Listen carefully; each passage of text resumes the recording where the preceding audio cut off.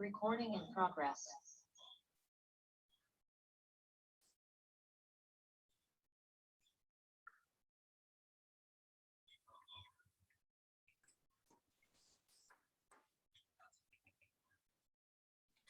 Let's just give it one more minute to see if anybody else pops on.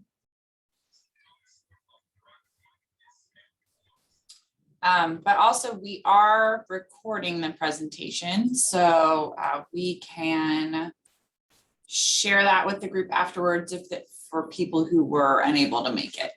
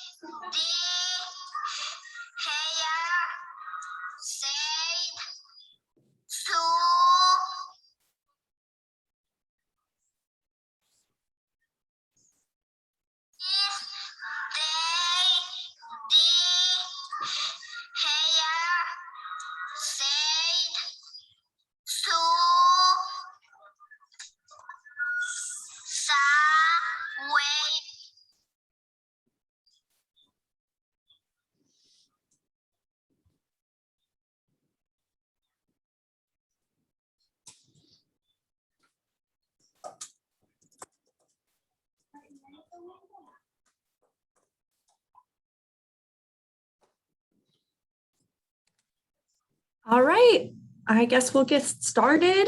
Welcome everyone. My name is Christy Allen and co-presenting with me is Dr. Amy Hayes.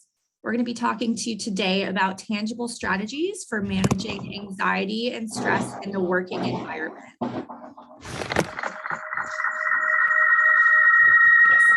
And as we get started, can you just all make sure that when you're not talking, although this will be a little bit of an interactive presentation, but make sure that your microphone on. Can I connect my thing to your window? And Christy, I think actually as the host, there might be a way that you can all. Oh, yeah, maybe there is. And then. Yanni, Am I missing it?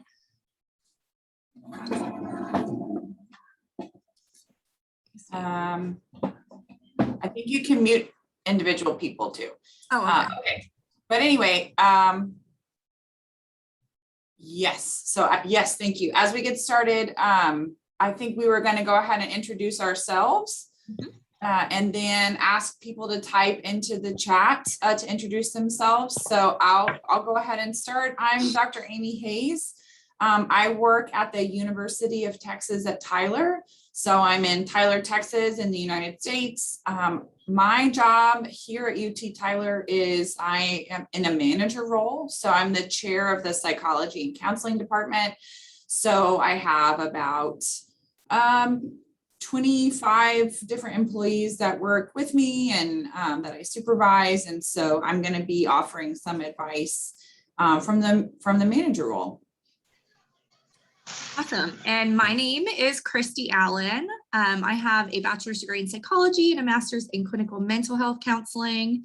In my current role, I also work in the Department of Psychology and Counseling, and Dr. Amy Hayes is my supervisor.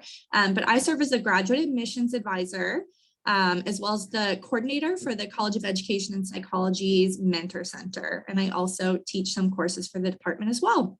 So like Dr. Hayes mentioned, if you could type your name and your role into the chat, that would be awesome.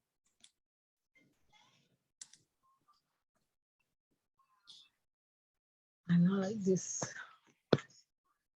Great. Yeah, I'm seeing these pop up. It'll be good for us to kind of see as we're going into some of our examples, what kinds of things might be most helpful if we have people in managerial roles, if we have people who are not in manager roles, because there's different ways that you can manage stress depending on the type of job role that you have. Yeah, absolutely. Okay. Okay, so just to give you a really basic overview of what we're going to talk about, here's a short breakdown. First, we're going to start off by talking about some common sources of workplace stress. We're also going to touch on how the pandemic has really highlighted those stressors and maybe even created some new points of tensions that hadn't existed before. Next, we're going to talk exactly about how anxiety and stress impact both how we feel while we work and also the quality of our work. And lastly, we're not going to send you away without providing you with some real life strategies to implement in your life to reduce stress and anxiety in the workplace.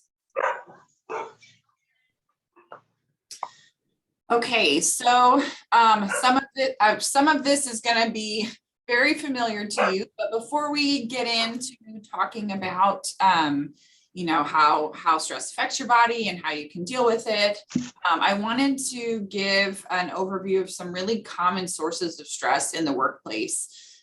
So oftentimes people report that their main source of stress is just having a really high workload. So a lot of tasks on their plate, a lot of hours that they're expected to work, that can be extremely stressful.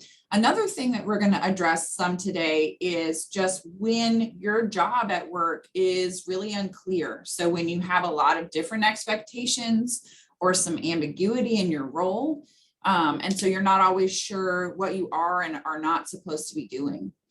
Another source of stress in the workplace can be with other people. So interpersonal issues and conflicts with coworkers, with your supervisor, surrounding any of these issues can be a source of stress. There's also specific ways that those kind of interpersonal conflicts can escalate into workplace bullying or workplace harassment. So definitely that would be a source of anxiety in the workplace. We are going to address some issues from management in our talk today too. So really a lot of, for employees, one thing that really drives a lot of your experience in the workplace is going to be your manager or your leader. And if the person that is supervising your job doesn't have very good, effective management strategies, that can make your job even harder and more stressful. One thing that the research shows leads to a lot of stress in the workplace is when there's just not enough communication and feedback about how you're doing in your job. So especially if you're working really hard, you're putting in a lot of hours and you're not getting a lot of feedback about how those work products, that's incredibly stressful when you don't have a good sense of how you're doing. And then finally, issues in the workplace regarding safety or the environment. So that can be even things like having access to reliable technology in the workplace, internet, computer equipment, other sorts of equipment that you might need to do your job. Having adequate access to those things or not can be a really big source of stress. Okay, so Amy touched on some common sources of workplace stressors, but I want to know from you guys how the COVID-19 pandemic created new sources of stress, or how did maybe the shutdown exacerbate things that were already really stressful for you? I'm going to give you a minute to think about it, and then I'm going to see if any of you guys would be willing to share some examples. And you can either share it in the chat if you have an idea you want to type into the chat, or you can share it out loud. That's a good idea.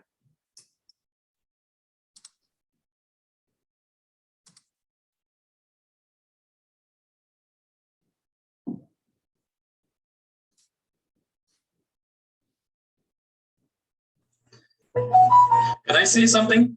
Yeah, please. So yes, so my name is Joaquin Urbina. I'm a faculty member at the University of Belize. So the way I saw the pandemic affecting, well, in general and then personally, was actually, it was kind of a domino effect. So the country shut down for a period of time.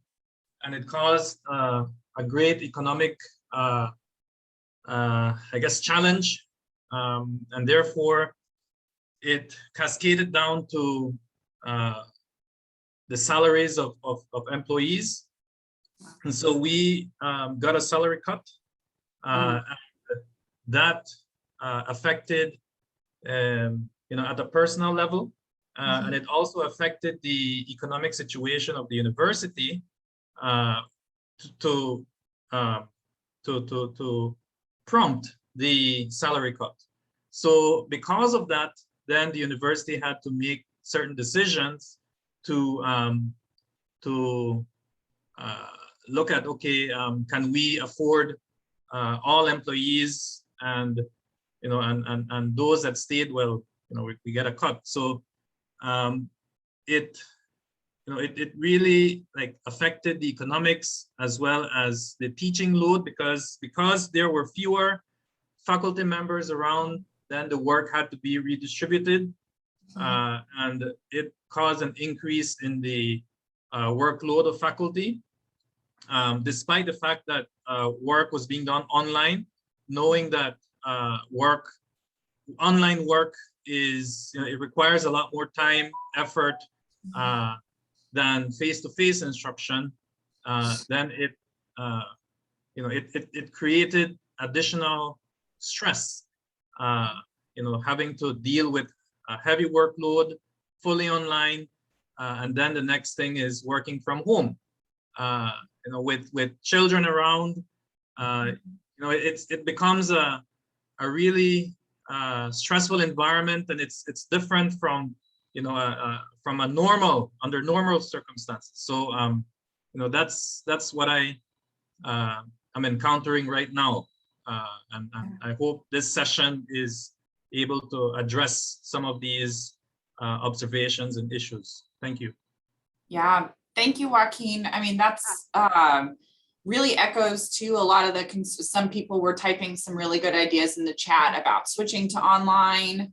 Something that I noticed in what you said too is that because of the economic impact of the pandemic, so you had sort of two really, really big significant new stressors of wondering about your job security. Am I still going to be employed here? Which is, that's a very existential threat to your livelihood. Wondering, am I going to be able to continue to make money in this way and support my family? While also then, as other people were losing their job and you're still worrying about your job, you're now having to take on additional duties because the same classes need to get taught, right? And it's just fewer people to spread the work around. So that's sort of a double whammy of really existential threats to your livelihood and your system that are going on.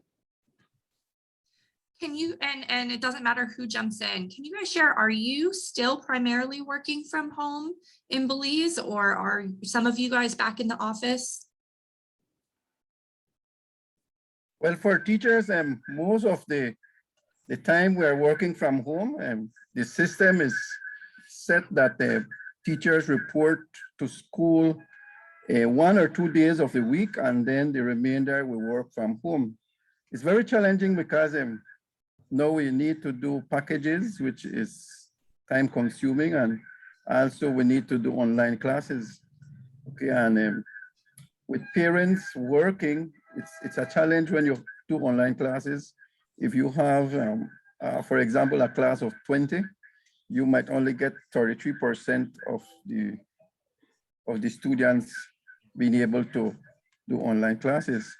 The less fortunate are the rural schools, what we call the villages, because they don't have much resources, all right?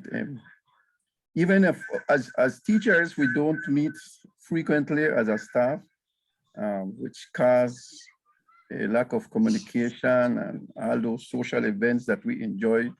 In us, for example, for me, the school system affected us a lot because we're a very active school, and things like sports, festival of arts, we are not involved. Also, you think about the needy children, because the needy children are those ones that need the help, the underprivileged, all right? And when it comes to to online classes. They are the first one that cannot do it. When it comes to packages, sometimes the parents are illiterate and they cannot assist much. So the school system right now is something that is very challenging. Thank you. Yeah, thank you for that. Stephanie, you have a hand up. Did you want to add something? Yes, morning. Well, yes, I was listening to the comments of the other colleagues and yours. I want to share my personal experience. I am doing a preschool at this moment. So you can imagine how much more work, if I would have to say it like that, that will be, because those little kids is way different, the way of teaching. I had to really shift my way because I used to only teach primary and they gave me preschool this time. It was something totally new for me. But I have to say that I have started to like it because although it's different, I had to find different other options to see how to really teach them the basic skills. Although it may not be a lot like teaching them themes and topics, but it's like the basic background of it, right? Their tracing, their coloring, formation of basic letters. And with that, had to see how to make it fun, right? In an interactive manner to keep their attention. And although the classes are not long, because I try not to keep them long so that as not to bore them, I always try to be on top of them and sending them little things as well on the group chat. Apart from the meetings that we have weekly, then sending them some other things on the group chat. And the packages, I even went the extra mile of doing extra worksheets, which is on my own, for them to practice their letter writing. Because if we can do one letter for this, and then my point is for them to learn, no, and at the same time have fun. And indeed, with that comes some stress, right? Because although it's not a lot of kids, but nonetheless, I believe that as teachers, if we want to really make a difference, even in this time that we're living, then we also have to put our input. And I'm very glad that, thank God, the parents have also been very cooperative and have been helping as well. So I think it's all like how you how can I say, working together, no? It's not gonna be easy, but it's not impossible either. That was a very good point, and also that ability. I mean, there's no denying the immense stress that everyone is under right now, and that we have them for the last 18 months. But Stephanie, you brought up this beautiful point of this attempt to reframe a situation, which is one of the strategies we'll get to a little bit later, is that type of optimistic and reframing situations in an effort to try to alleviate some of the stress.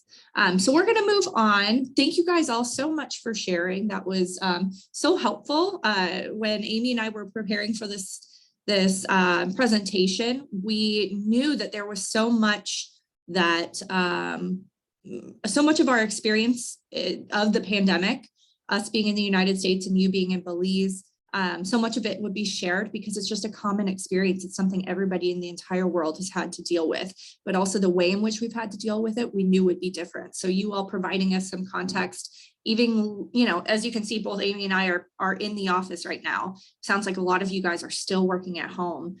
So that was very helpful to provide that type of context to us, to let us know how you're experiencing things right now. So thank you so much. So we kind of touched on this, so I'm going to skip over this. We talked about common workplace stressors. Amy identified some, and then we identified how the pandemic has really shifted the way in which we experience our day-to-day work lives. And you all brought up all the points I had already written out, everything from childcare to concerns about job security to concerns about being able to do quality work from home. That can be really tough too. Some of us were able to get into a groove, find a space at home that was quiet and uninterrupted and had stable internet. And then some of us had a much harder time doing that. So thank you guys for sharing your personal experiences there.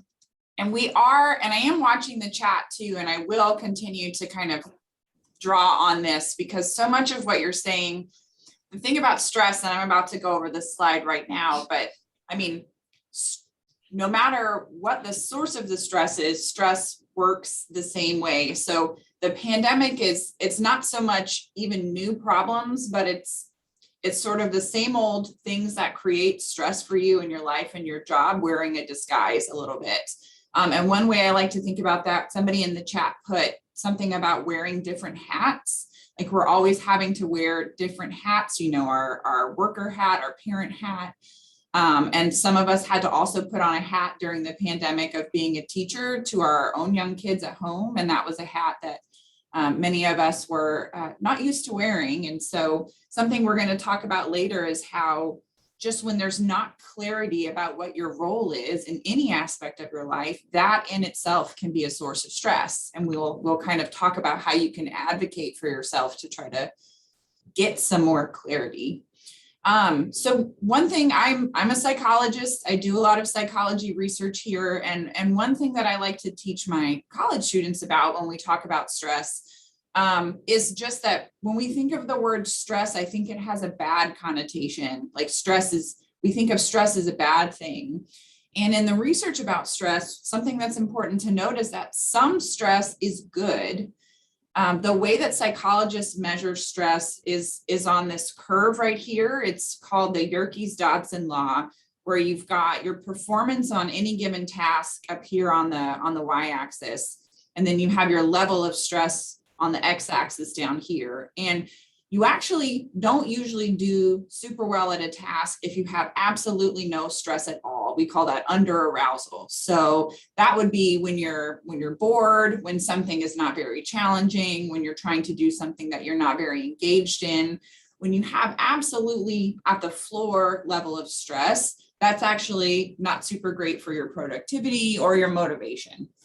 And you can probably think of tasks that you've had to do at work or in your home life that you're like, this is not challenging to me at all. And so you're not engaged and you're not really into it. What we know from the research is that if you look at the top of this curve up here, and I realize I'm pointing with my mouse, but I don't, there, yeah, Christy will do it.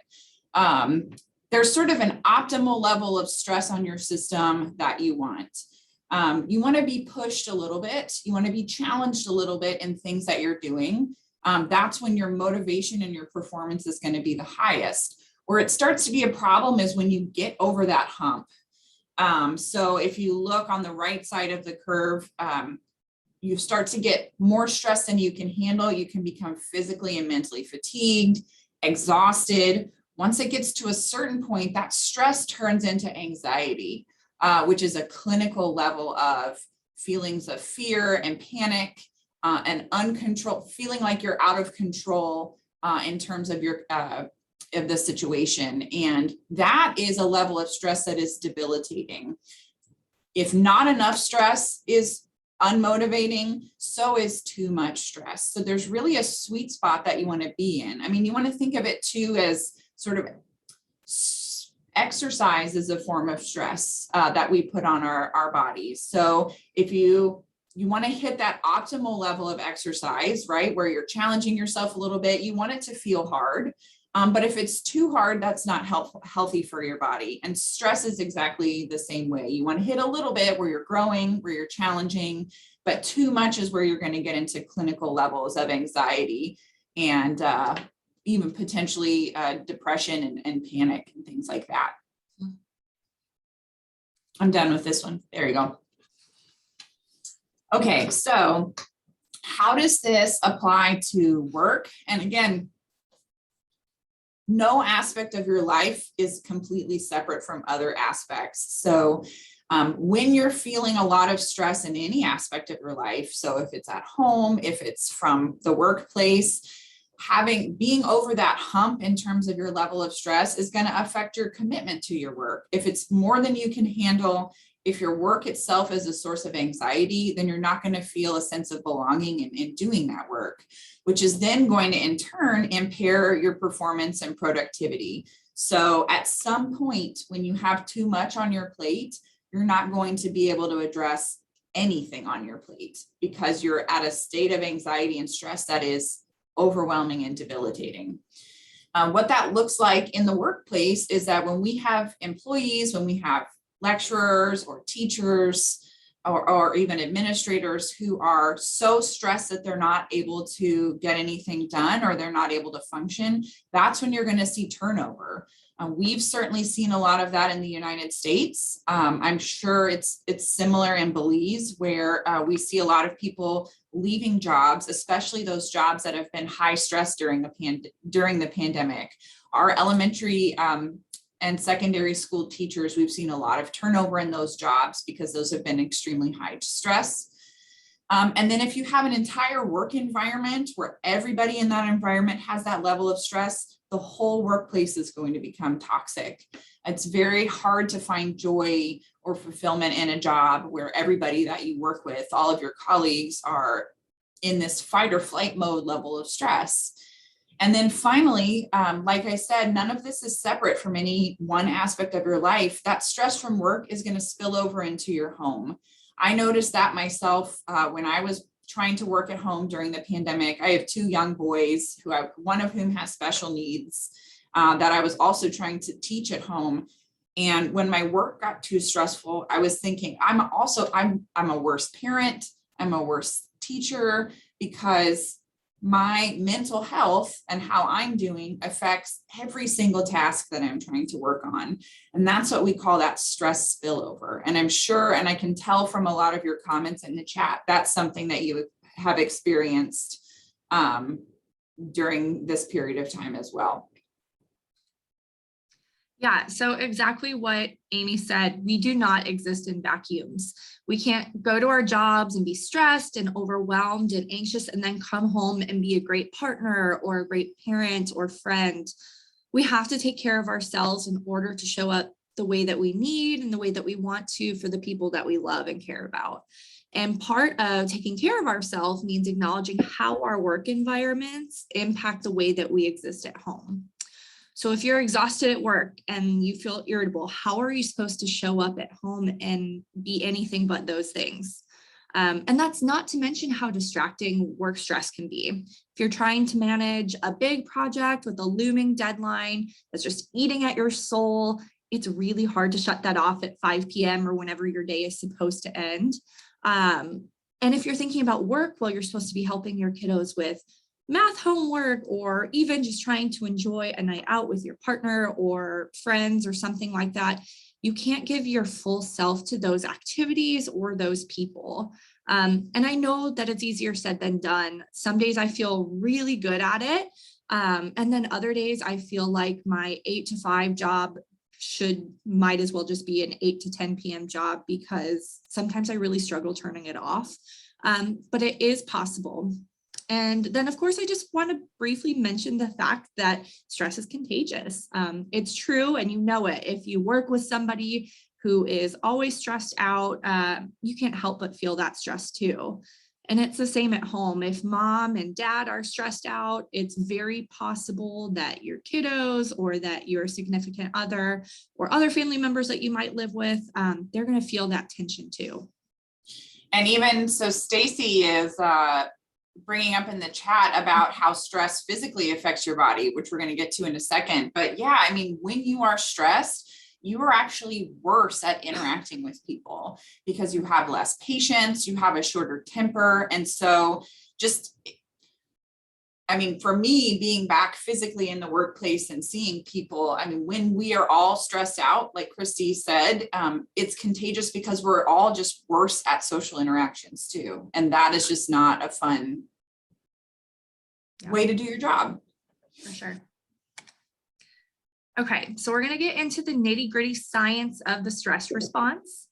What actually happens in our brains when we encounter stress? Well, first off, when we hear or when we see or simply sense a stressful situation, our eyes or our ears or both, they send the information to a place called the amygdala. This is an area of the brain that's responsible for emotional processing. And so the amygdala interprets the images and the sounds that the eyes and the ears have sent to us. And when it perceives danger, it instantly sends a distress signal to the hypothalamus. So this area of the brain functions much like a command center, and it communicates with the rest of the body through the nervous system. So So the hypothalamus will activate the sympathetic nervous system by sending signals through the autonomic nerves to the adrenal glands. And these glands then in turn respond by pumping the hormone epinephrine, aka adrenaline, into our bloodstream. So as the epinephrine is circulating through the body, it brings on a bunch of different physiological changes. Your heart starts to beat faster, your pulse rate goes up, your blood pressure goes up, and you start to breathe a little bit more rapidly. More oxygen is sent to the brain, which increases your level of alertness, and your sight and your hearing and your other senses, they have to become sharper. Next, the hypothalamus will activate the second component of the stress response system, known as the HPA axis. So this is a network that consists of the hypothalamus, the pituitary gland, and the adrenal glands. And this stress response system is responsible for regulating hormones, most importantly, the stress hormone cortisol. So when chronic stress is experienced, that means stress over an extended period of time, the body makes more cortisol than it's able to release. So Amy's going to talk a little bit about the difference between chronic stress and acute stress. Yeah, and thank you for explaining the science behind that, because it's going to make this part make a little bit more sense. So there's two different types of stress broadly that you can experience. So there's acute stress, which is going to be a more isolated event, a single stressor, like getting into a car accident or an injury or a one-time event that can cause stress in your life.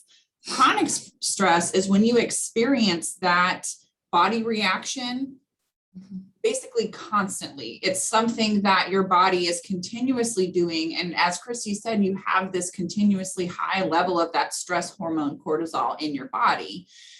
So Christy, if you'll go to the next slide, this is just visually summing up what Christy just explained, that autonomic nervous system response in your body.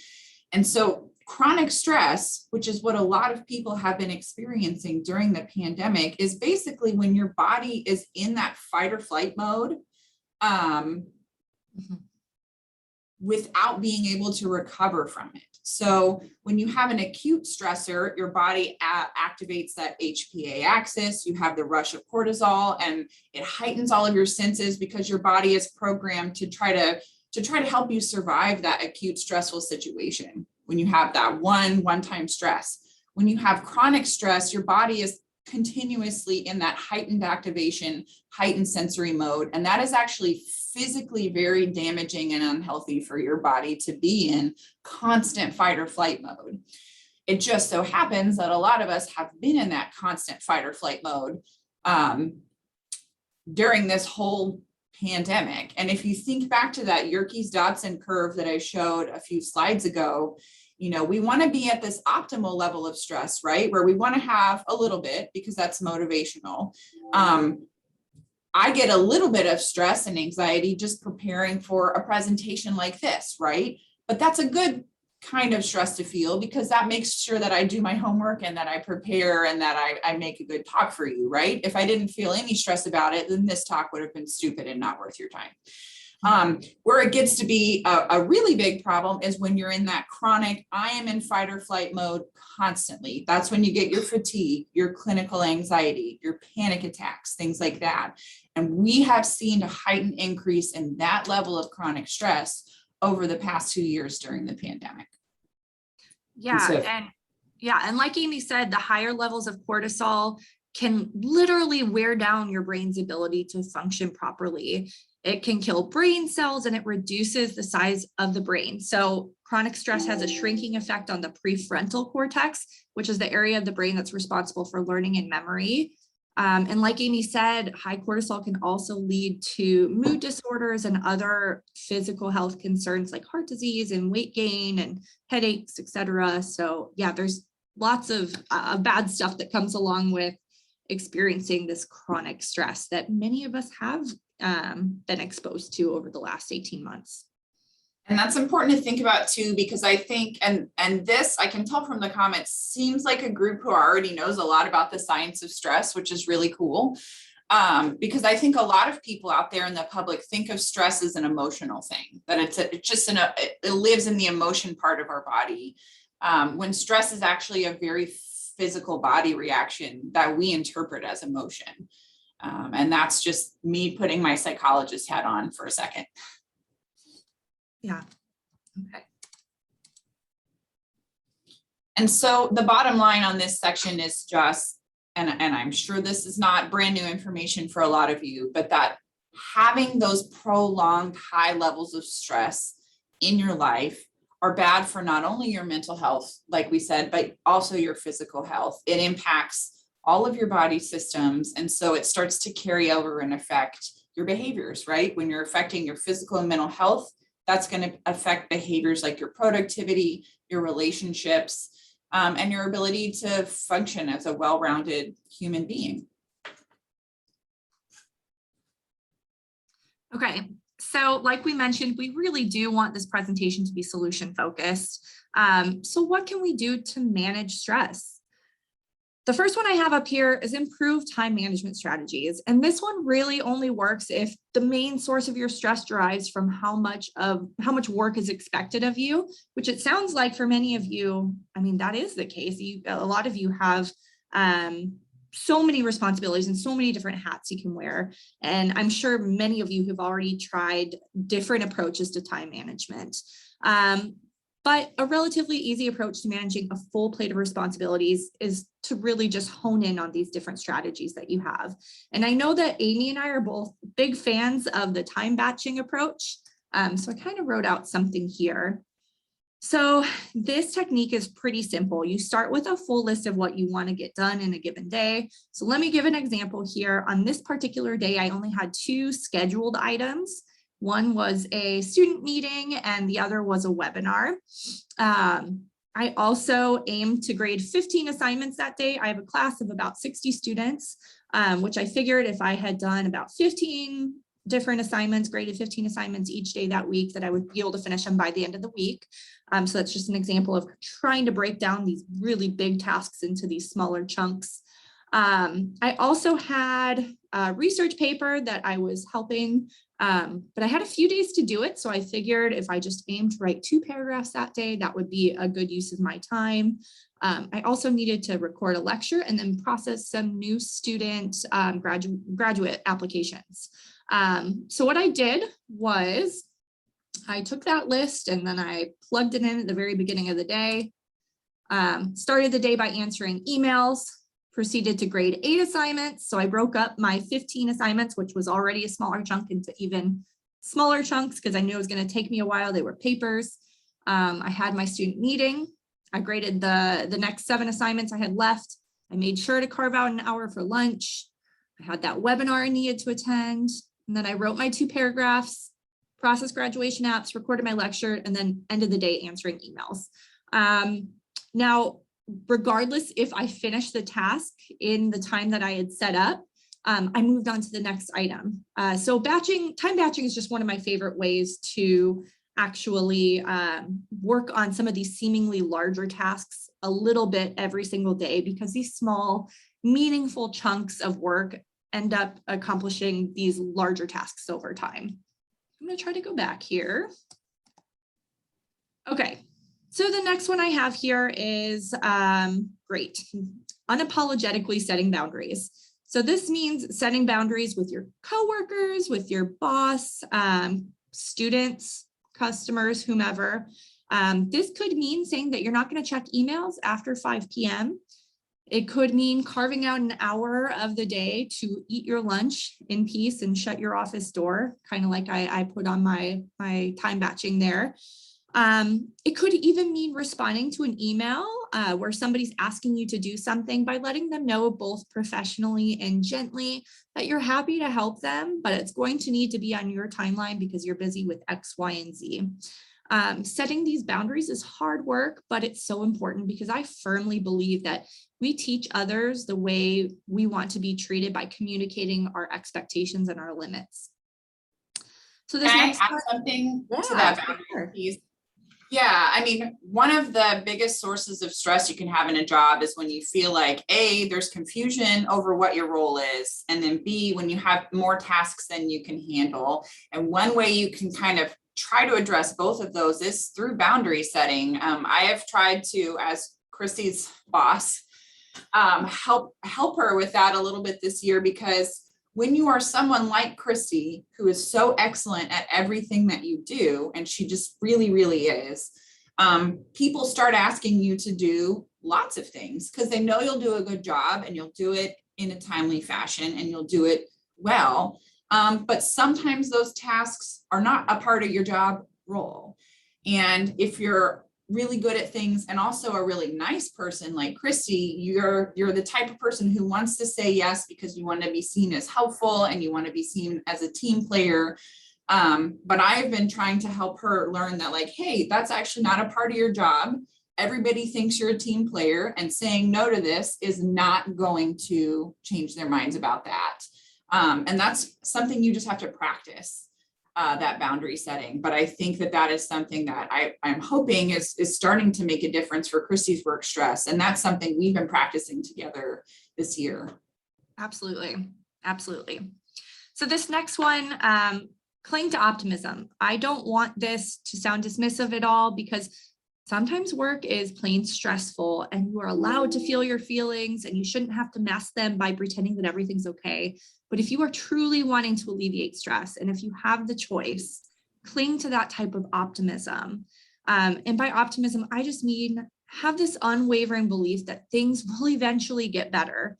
You will be so surprised how often attitude can truly impact your experiences. Seek out social support.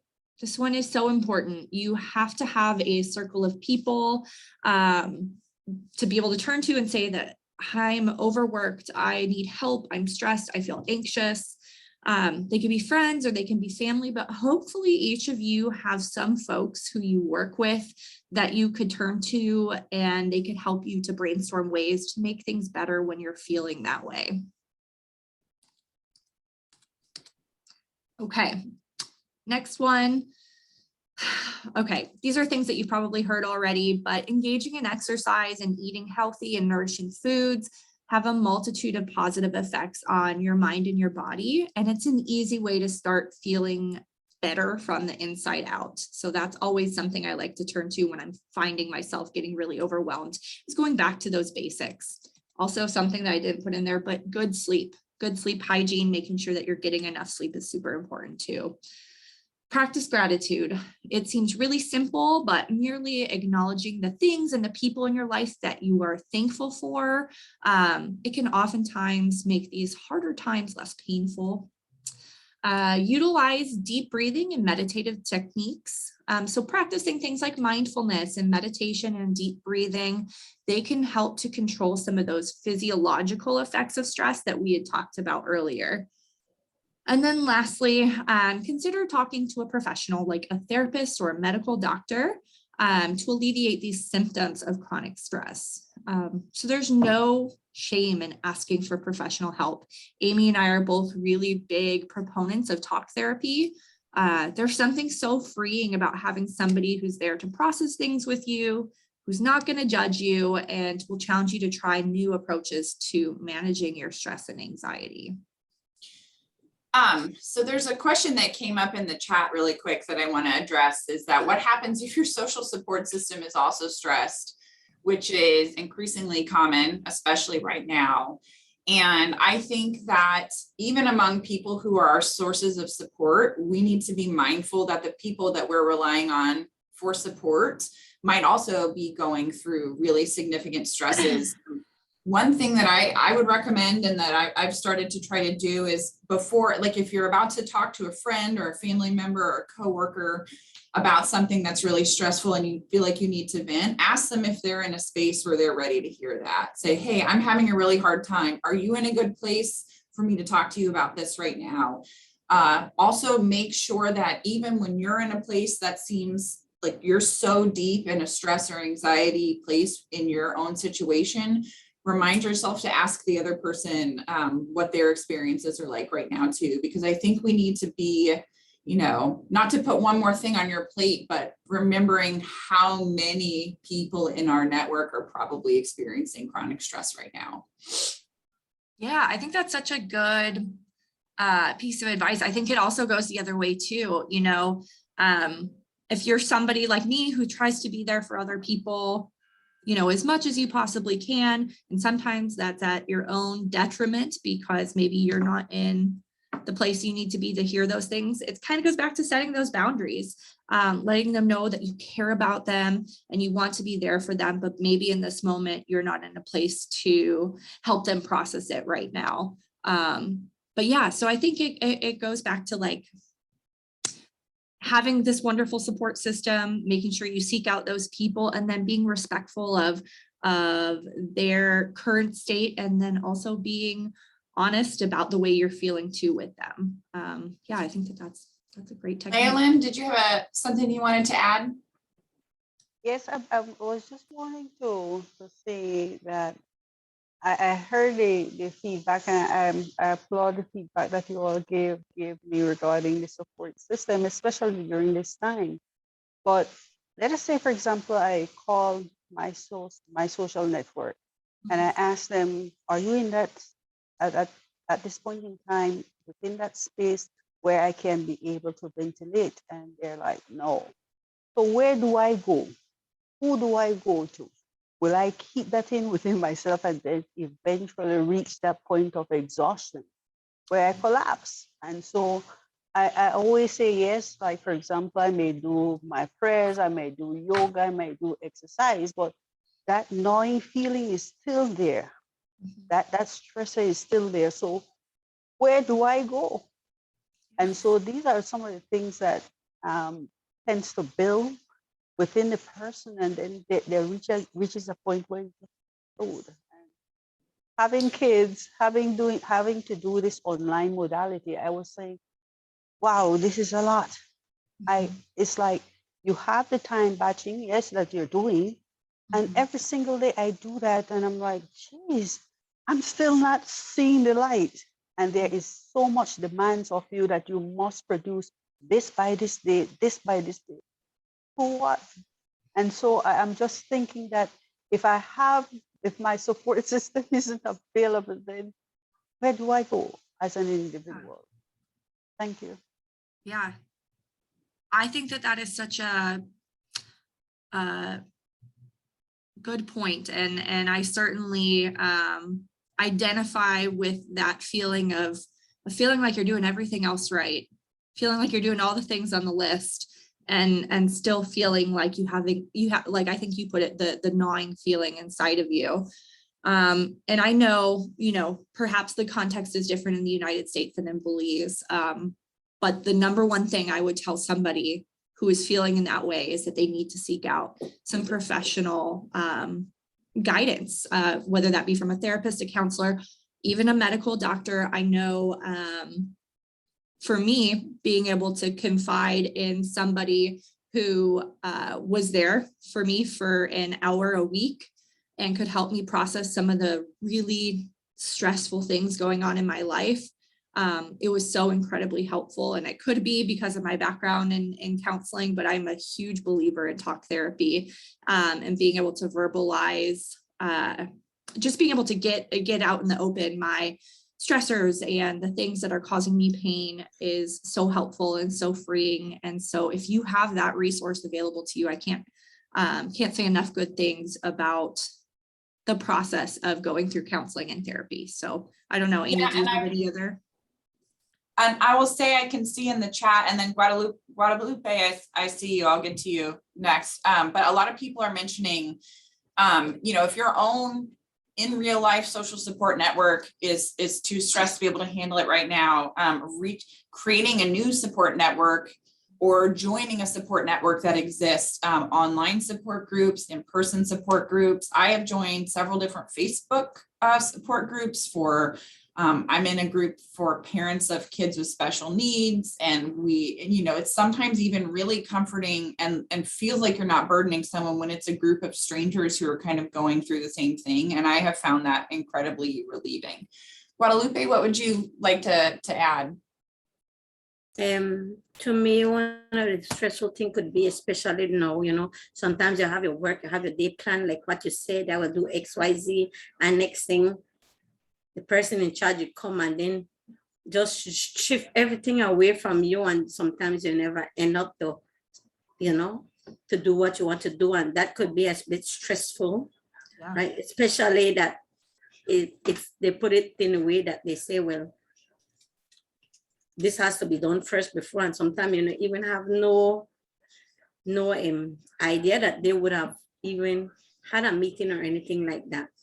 Absolutely. And another thing can be stressful is that when they say that, oh, if you're having problem with the internet or anything, it's not you to blame, it's not like that, but then still, like when they're doing appraisal, this happened, you should have done that, and I'm like, come on, it's not our fault. I mean, as it was mentioned before, it's not our way. We try other alternative. Like for example, I would like, if I have a problem loading a video, because what we do in our school, we do packages and online, right? So what we do, the teacher will sit in the other teacher session.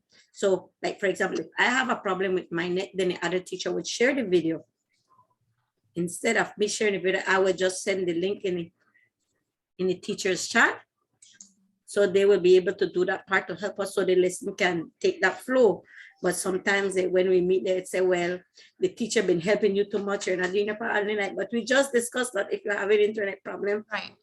I mean, so I think that could be a bit stressful that way, especially if you try your best. Absolutely. And I feel like that's a really great transition into, you talking about the higher ups or the managers or the people in charge, oftentimes being the source of stress. And so I know Amy has a couple strategies that she herself as a manager has attempted to utilize in an effort to never be the reason that an employee is stressed out. Yeah, and I mean, as we've mentioned several different times, it is very, very important for people to know clearly what their role is and their definition of their role, because if you don't know what you're supposed to be doing and what's expected of you, you're just sort of feeling around in the dark, trying to find out what should I even be doing with myself today, and trying to figure out what your priority is. You need to know what your role is really clearly in order to prioritize what you're doing. And I see that as my job as a manager, to make sure everybody on my team really clearly understands their role. And usually it's not that people aren't doing enough, it's that people are doing too much. And I try to define that for them and try to take some of that off their plate. Like, actually, you don't need to do that. We have this person who can do that for you. And then that's an incredible relief. Something else that I think is really important, if you're somebody who manages students or other employees, is pretty frequent feedback. I mean, we know this from psychology of learning and conditioning, that people are going to be more motivated to continue to do a task if you can give them any kind of feedback on how that is going, and make sure that it's not just at scheduled, like, oh, I'm supposed to do an annual review and I'll save it all up for that annual review, but checking in periodically when you have something that you can tell them, either constructive feedback about how to change something or very positive feedback. That is something that can lessen that level of stress that could keep them from being more productive. Something that is also really important is making sure to keep it from being a toxic workplace. Make sure that it's a workplace where that if there is stress going on, they feel comfortable coming to you and being open about what their sources of stress are. Sometimes it's going to be things that are out of your control as a manager. And so Guadalupe's example about, what happens when the internet goes down, the technology, those things feel so completely outside of our control. But just having somebody that is open to talk with you about how to brainstorm and how to share resources in a way to fix that can make it seem like a place, well, okay, if there's a stress, we have a team that's going to work on it together. And then finally, managers are people who also need to take care of their own levels of stress. So my stress spillover, if I'm having a bad day, it is going to carry over into how I interact with my employees. And then my last point I want to make is on the next slide, Christy. So if you can just switch it. and this applies to whether you're, whatever type of job you have or whatever type of role you play. Something in psychology that we always try to teach is about this hierarchy of needs. It's like a pyramid where the bottom of the pyramid are those things that you have to have met, your physiological needs. You have to have food to eat, you have to have sleep, you have to be healthy. Then you have to have a safe place to live and work and resources. And then all the way up to the top of that pyramid is self-actualization, either through your life, through your for your career and all the different hats that you wear. But you cannot expect, and managers cannot expect, people to reach those sort of goals where they're productive and creative and problem solving if their basic needs aren't met. And having an optimal level of stress and not being overstressed, that is a basic physiological need. It is when your body is in this unhealthy place of chronic stress, you're not going to be able to be the best version of yourself that you can be. And it's very important to think about getting those physical safety needs met. And for some people, it's for you and your family before you're able to do things like, oh, how could I improve in my job? Well, I didn't even get any sleep last night, so I can't worry about being better at my job right now. And that's the main thing. And I mean, I think we're getting near the end of our hour. So Christy, I don't know what you want to do. If we want to kind of open it up for some discussion, do we want to still? I think that's a good idea. We had some vignettes prepared, but they've been such a good and engaged group and have had such good questions that I'd rather hear from them and hear what, remaining thoughts or any burning questions that you have. Eli, what do you have to add? Hi, good morning. Thank you. Hi. Well, I wanted to share how we work for school now. We are at the grade 3 level. We have 3 teachers working at the same grade 3 level. So what we did this term here is that we assigned each other, we grouped ourselves, and we decided amongst ourselves, okay, what will your role be? For example, I may not be good at technology, but other teacher is. So what we do, we assign that teacher for technology. If I need a video or so, please let me know how I can download this video, how I can go ahead and do this online, because it's, remember, it's something new to us, and not all of us are technologically savvy. And then the other one is, okay, it's good at editing the work and everything. We will do our work, we will sit down as a team and edit as a group, right? And sometimes my idea may not be so good as their idea, so we will share ideas amongst ourselves, and at the end we will just submit our work, and then it's less stressful for us because, okay, what I'm not good at technology, the other teacher will do it. So if I need something, I will just go to the teacher, and that will help us to reduce the stress overall, no? And then I think that has been working quite well for us. And it is very important to have that self-confidence as well. Yes, sometimes it's very difficult because you have other issues or other things to deal with, but it is very good to, okay, drop everything and take a break. Even though you are taking out time from the busy schedule that you have, but you are important as a person. You are important as a person, and if you don't put yourself at first, then how can I go ahead and present myself to my students? How can I tell them, students, you will need to learn this, but I am stressed? My students will attract that, and they will perceive that, and they will know a teacher is not teaching the way he should, or so on, right? So it's best for us to, it's like a little crazy saying. It says, right, teachers are professional hypocrites. I love that. Because at the end of the day, when you are online with your students, I mean, your students just gives you that boost, that energy to just go and give your 100 for them. That, for example, when I tell my parents, sometimes they feel stressed because I don't know what to do, teacher. But I tell them that's why I'm here. I'm here to guide you. I'm here to help you. I'm here to guide your child. If you have any questions, feel free to contact me. This is my schedule. This is my time where you can contact me, and feel free. I'm here to guide you. Yes, sometimes that's why I say we have a time limit. and like you said it there, okay, from this time to this time, I will answer emails or receive calls or text messages. And after that, even though I already saw your message, I will not respond until the next day or until the time I have already allotted for that. Yeah. Thank you very much. And it's really, really helpful for me what you have been discussing. Thank you so much. Oh, thank you. And that was a great summary of a lot of the different strategies that we discussed. I'm looking, it's one of these topics. Someone is saying, is there going to be another session? I think there's more we could discuss. Yeah, I think that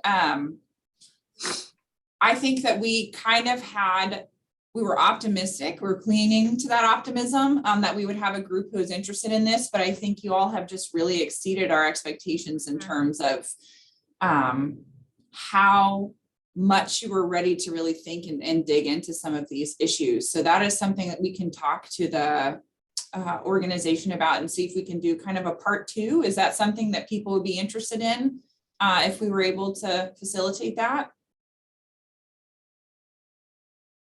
Because I think it was also a lot. Oh, yes. I think it was a lot to try to squeeze into an hour or two where we're like, here's the science of the stress and then practical tips. And I feel like, and also focus on COVID. So I feel like there are some ways that we could expand this into an extended discussion for sure. Absolutely. Good morning. One of the areas that maybe we can deal on the other session will be how to deal with stress. I'm trying to find the correct word. Stress and families that have experienced COVID, because we're aware that we may have extended family members, we may have staff members who had COVID before, and we a session on how to deal with this situation. Absolutely. Especially in the advice and tell them how to deal with, because you see, after you catch COVID, sometimes the person may feel that they have a stigma towards them, and that's society, right? They might have a stigma towards them, and then sometimes they feel lacking. They don't want to open again to the community, and they're affected by the COVID. So all of these things, how can we deal and advise parents, family members that have had COVID? And just my point. That's great. And that's something we barely even touched on. I mean, we touched on, the workplace stressors, due to COVID, but we didn't even talk about, the fear about catching COVID and that type of anxiety that has plagued all of us, I think, in some way or another, whether or not we're worried about ourselves or worried about our family members. That additional stress is something we've never had to deal with before, but it's something that has made us be cautious. I think Guadalupe has a hand up. Yep. And what I want to share, that is a very good topic that he brought up, because myself, I have been in this situation. I was tested COVID positive. My whole household, my mother was on oxygen. It was really stressful, and even after I recovered, it was still a strain, because at that time when I was going through it, it was my younger daughter who had to assist us, because we were too weak to even help ourselves. And I know it was even stressful for her, because she had just enrolled in the university at the West Indies. So, and as soon as I feel good, I had to try to take over that role with my mother to try ease her from that stress, because I didn't want her to miss so many of her classes. And then with that, even going back to work, sometimes like you feel like you still have to put out the 100%. And then it was really stressful. And then sometimes I guess what get me mostly through it was prayers. I pray a lot, and I even thank God for recovery, because I thank God because in my household I had diabetic. I had my mother she was hospitalized earlier in the year for blood clots. So all the chances here was very stressful. So I thank God that we get through it, and then even when I went back, just before I went back, I said to myself, just let me go and get a checkup because I still had a cough. And as soon as I walk out the doctor's office, I don't know, I just fell. Boom. Well, thank you so much for sharing your personal experience. And thank you so much, each of you who have provided insight into the way you've experienced workplace stress. And I definitely think this is something Amy and I would be excited and willing to talk about in greater detail with each of you. So I did include, and it might be lost somewhere in there, so I'll put it again, but our emails, maybe Amy, you could text or put in our emails in the chat. Yes. If you guys have any lingering questions and you want to reach out to us directly, please feel free to do so. Amy and I would love to help in any way that we can. And thank you all so much. We have recorded this. And so if you have some people that you think might benefit from this conversation, please just let us know and we'll be happy to send you guys the video. And so thank you so, so much for joining us, and you all take care. Thank you all. Thank you very much. Thank you too. Bye. Have a good rest of your day. Yeah, take care.